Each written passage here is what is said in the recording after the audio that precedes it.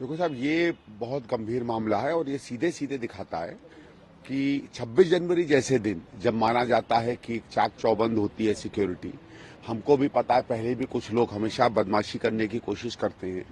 और जिस पंजाब में आम आदमी पार्टी कहती है कि उन्होंने सिक्योरिटी दी है वहां, और आप बता रहे हैं अमृतसर शहर में ये हुआ है, ये तो बहुत ही दुखद घटना। पहले तो इसकी हम निंदा करते हैं और मैं सवाल पूछता हूं आम आदमी पार्टी से, कहाँ है भाई आपकी पुलिस? आप तो ये कहते थे कि पुलिस को हमेशा लगना चाहिए सामान्य जन की सेवा के लिए, उनकी रक्षा सुरक्षा के लिए। आज पंजाब की पुलिस जो है, मैं आपको बताऊं क्यों ये नहीं हो रही, क्योंकि पंजाब की सारी पुलिस दिल्ली में घूम रही है, यहाँ वोट के चक्कर में घूम रही है। कल भी हमको रात को पंजाब पुलिस की 2 गाड़ियां मिली। आपकी सारी पुलिस आपने झोंक दी दिल्ली में चुनाव करने के लिए, लोगों को डराने धमकाने के लिए, तो स्वाभाविक है ना कि वहां रक्षा सुरक्षा नहीं होगी। और बाबा साहब की स्टैचू को कई बार हमने देखा है कि 26 जनवरी के आसपास कुछ बदमाशी तत्व उनको करते, वहां सिक्योरिटी देनी चाहिए थी। अरविंद केजरीवाल को ना बाबा साहब के प्रति कोई सम्मान है, ना जनता के प्रति कोई उनके मन में संवेदनशीलता है। वो केवल और केवल एक वोट जीवी व्यक्ति है जो चाहते हैं किसी भी कारण से वो चुनाव जीते। और बाबा साहब के प्रति उनका क्या सम्मान है, मैं आपको एक लाइन बता देता हूं। कुछ समय पहले इनसे पूछा गया कि ये पैसे का आप इंतजाम कहां से करेंगे, तो कहते हैं कि मैं बनिया का बेटा हूं और मैं ये कर सकता हूं, मुझे उसमें कोई दिक्कत नहीं है। लेकिन आपका क्या ये कहना है कि एक जाति से ही किसी व्यक्ति की काबिलियत प्रूव होती है? यही मतलब है आपका कि मतलब अगर आप उसमें ना जन्म लिया होता, किसी और में होते, तो आप क्या ये काम नहीं कर पाते? या कोई और समाज का व्यक्ति जो है वो, उसके पास अकल या दिमाग नहीं है? ये इतनी घिनौनी सोच है। सीधे सीधे इन्होंने, बाबा साहब ने जो कुछ कहा समाज के बारे में, एकता के बारे में, समता के बारे में, सिर्फ क्योंकि वोट पर आप बताना चाहते हैं कि आप किस जाति के हैं, किस धर्म के हैं, एक लाइन में आपने उनको खारिज कर दिया। मैं बताता हूं, इनकी निष्ठा किसी में नहीं है, केवल अपने में और अपने वोट के लिए है। आम आदमी है कि आप जो है ये बेसिकली अवैध आमदनी वाली पार्टी है और उसी जरिए ये पैसा जुटाते हैं और जनता से केजरीवाल बहुत चालाकी से झूठ बोलते हैं। चालाकी से तो झूठ बोलते हैं साहब। मैं तो गृह मंत्री साहब से भी कहूंगा कि आज आप कह रहे हैं अवैध आमदनी वाली पार्टी है, कांग्रेस तो ये कितने वर्षों से इस बात को कह रही है। आपने क्यों नहीं संज्ञान लिया? जो आज शराब के घोटाले पे ये पकड़े गए हैं और 2-4 चीजों में इनके ऊपर केस चल रहा है, आप भी तो तहकीकात करते। आपकी सरकार है, आपके पास सीबीआई है, ईडी है। अभी तक भारतीय जनता पार्टी ने इस मसले में गंभीरता क्यों नहीं दिखाई?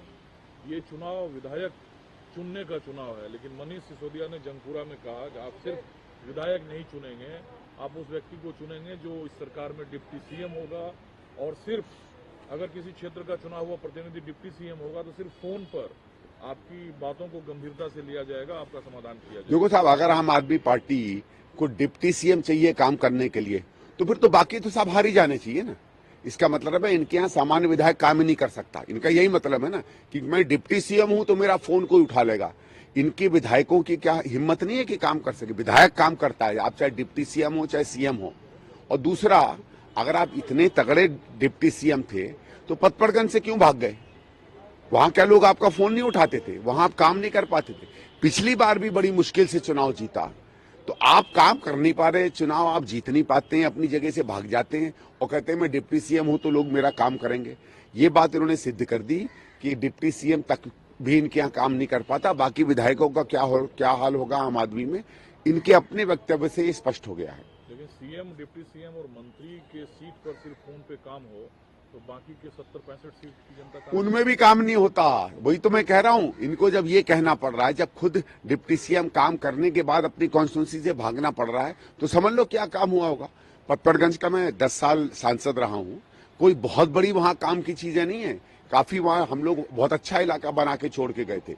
जब 2014 में हम लोग हारे थे, हमने इस दिल्ली का बहुत बड़ा कायाकल्प किया था।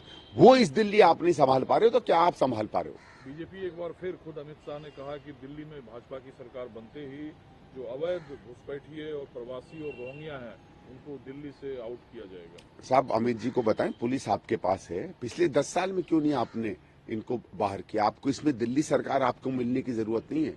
जब कांग्रेस की दिल्ली सरकार आएगी तो मैं आपको बताता हूं, अगर आपको कहीं कुछ ऐसा दिखता है तो आप करिएगा और आपको दिल्ली सरकार सहयोग करेगी। हम कभी भी कोई इलीगल काम जो है शहर में नहीं होने देंगे। कल आपने खुद कहा कि अगर कोई पैसा बांटने आए तो उसके मुंह पे पैसे मारो, चूंकि ये पैसा पाप का पैसा है। मैंने यही कहा था। मैंने कहा देखिए, कई लोग कहते हैं आजकल कि कोई आपको पैसा बांटे आप ले लो। मैं कहता हूं क्यों ले लो, कोई ले न ले वो अलग बात है, लेकिन अगर कोई पाप का, कि कोई बैंक का पैसा तो है नहीं, कोई गाढ़ी कमाई का पैसा तो है नहीं, कोई मजदूरी का पैसा तो है नहीं। आदमी जब पैसा इस तरीके से बांटता है तो या तो किसी धनाढ्य सेठ से लिया होगा और ब्लैक का पैसा है।